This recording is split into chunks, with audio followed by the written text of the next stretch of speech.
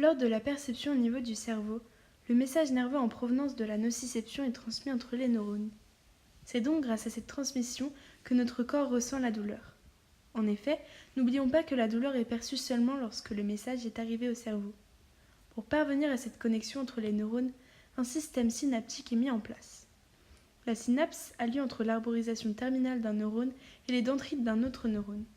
Ainsi, on retrouve au niveau de ces systèmes un neurone présynaptique et un neurone postsynaptique, séparés tous les deux par une fente synaptique. On retrouve au niveau de celle-ci du sodium.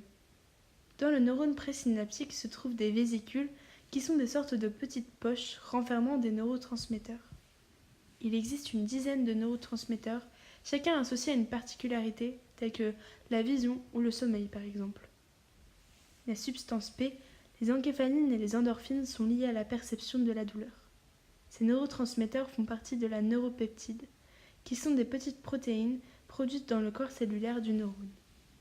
Le système synaptique va se mettre à fonctionner lors de l'arrivée d'un message bioélectrique dans le premier neurone, ici représenté par la flèche bleue.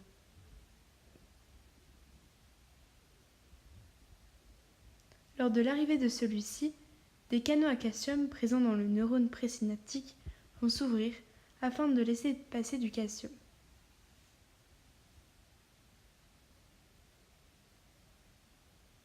Cette substance permet la migration des vésicules vers la paroi du neurone.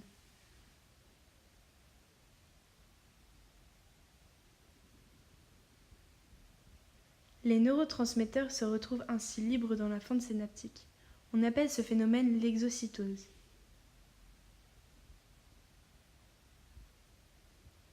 Les neurotransmetteurs vont par la suite s'accrocher, telle une clé à sa serrure, sur des récepteurs.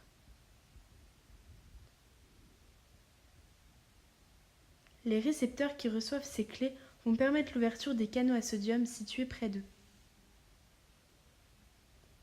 Cela va alors permettre le passage du sodium de la fente synaptique au neurone postsynaptique. Le sodium va permettre une inversion des charges négatives et positives. Si toutes les charges deviennent positives comme ici, le message nerveux qui était devenu chimique dans la fente synaptique redevient alors bioélectrique dans le nouveau neurone rencontré. On peut donc dire que la transmission du message nerveux a bien été effectuée. Sa vitesse de propagation est d'ailleurs très furtive. Elle se compte en millisecondes. Par ailleurs, les neurotransmetteurs utilisés lors de ce phénomène vont être détruits, puis à nouveau recyclés dans le neurone présynaptique.